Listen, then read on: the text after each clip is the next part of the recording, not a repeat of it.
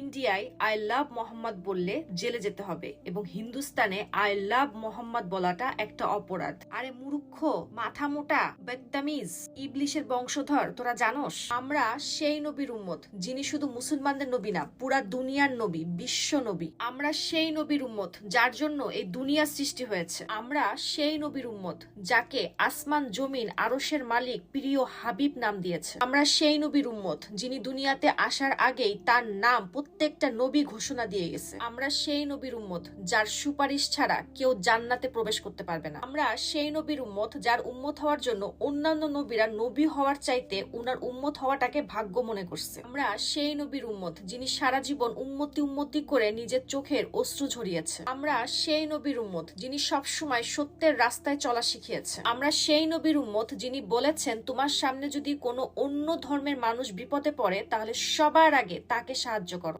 আমরা নবীর উম্মতরা শুধু জেলখানায় নয়, যদি জানের বিনিময়ে নবীকে ভালোবাসার একটা সার্টিফিকেট এই দুনিয়াতে পাই তাহলে আমরা সেটাকে ভাগ্য মনে করি।